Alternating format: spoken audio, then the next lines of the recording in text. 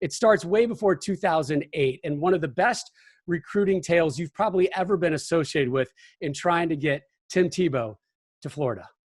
Yeah, it started actually in 2004, and the plane landed in Gainesville, Florida. I'm the new head coach, and we didn't recruit Florida, so I didn't know who Tim Tebow was. And the plane lands, and I mean, I'm getting it from people carrying bags to the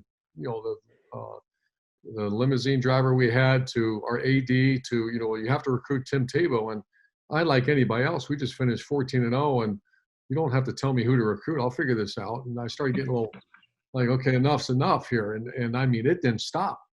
And we went on and on and on. And so we actually made a decision that we took a commitment from another player.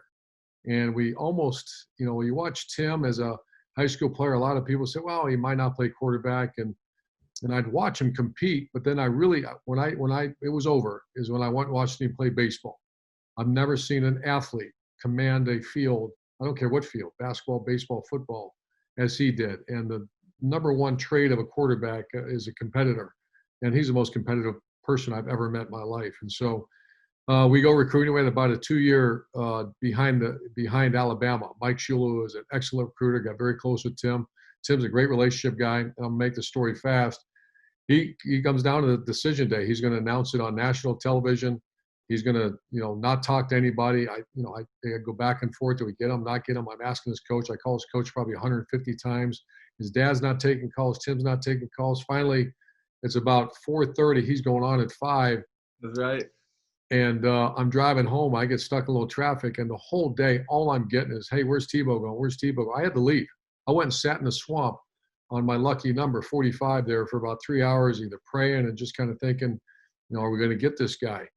And I get home finally, or I'm driving home, and my cell phone rings, and it's Tim. And I was like, oh, man, here we go. And hey, Coach, and he's kind of sobbing up, crying on the phone. And he said, Coach, I made a decision. And I say, Tim, it's all right. He's crying. He this kind of guy, his relationship with the other coaches. And he goes, I've decided to go. And right when he says that, the phone goes out.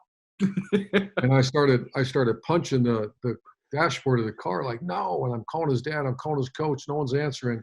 And I get home, and my 2 girls and Shelly run outside. Hey, where's Timmy going?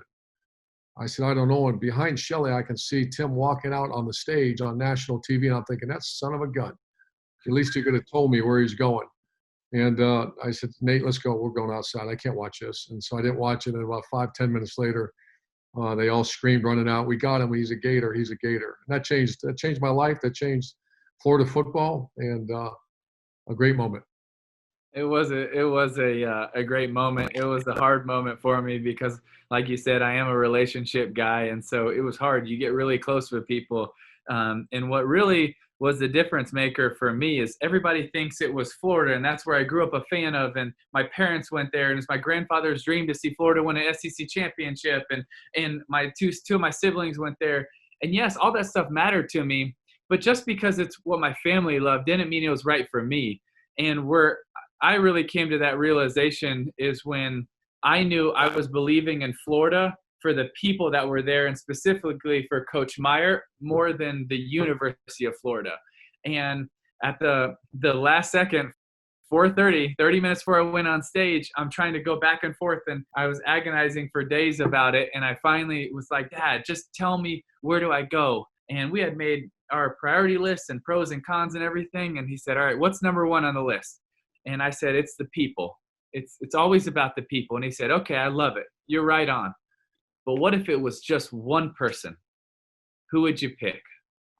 And I said, well, I love Coach Shula at Alabama, but man, if it's just one person, I think I got to go with Coach Meyer. And he said, okay, why? And I said, because when he says something, I believe it. And when he says, hey, if you come here, you're going to have a chance to win championships and a Heisman, I believe he's telling the truth because he believes it, and it's real and it's authentic. And he's willing to put in what it takes to get there. That's the difference, is a lot of people will tell you what you want to hear. He'll give you a plan of how we can get to that place where we're standing on a stage holding up a trophy because he truly believes it, and he makes you believe it. And belief to me is a big deal. Shoot, it's on my shirt right now, is that you truly believe in what you're doing, why you're there, and the people you're doing it with. And so I picked up first of all, I said, okay, Dad, That's right. I'm going to go to Florida. But the right thing was to call Coach Shula to tell him that I'm not going to go to Alabama first. And so I start crying when I'm talking to him. And it wasn't the only time that Alabama made me cry. But I'm talking to him and I said, hey, Coach Shula, I'm so sorry. I'm not going to go to Alabama. I'm going to go to Florida. He says, Timmy, you stop right there. I love you just as much now as if you came to Florida. You're going to have a great career, and hopefully I'll coach you one day. So I hang up the phone, and I look at my dad.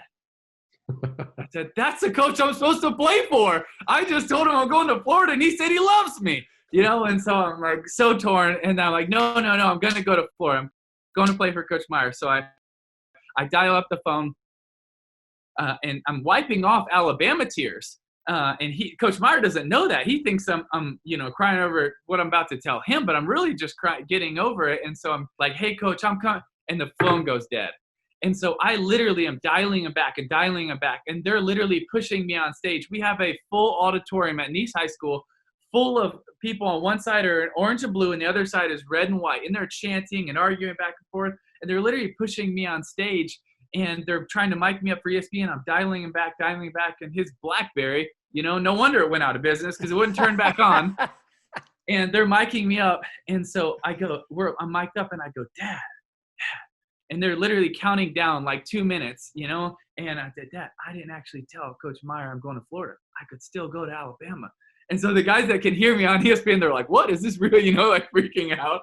And so they're counting down 5, 4, 3, 2, 1, and we go live. And so in my head, I'm going back and forth, weighing all the pros and cons. Me and my dad's last talk. But really at the last second when they said next year, where will we be playing college football? I remember thinking about Coach Meyer, our time together, but really the belief he made me feel in what we could accomplish together, why it was meaningful for us to be together and for our time that we could do something special. And that leadership is huge to truly authentically get people to buy in. And I believe something special could happen. And so at the last second, I said, next year I'll be playing football at the University of Florida. Download the all-new Fox Sports app now. Hey, thanks for watching. If you enjoy that clip, make sure you click subscribe somewhere down here. From game highlights to exclusive interviews and rankings, we've got everything you need as a college football fan right here, College Football on Fox.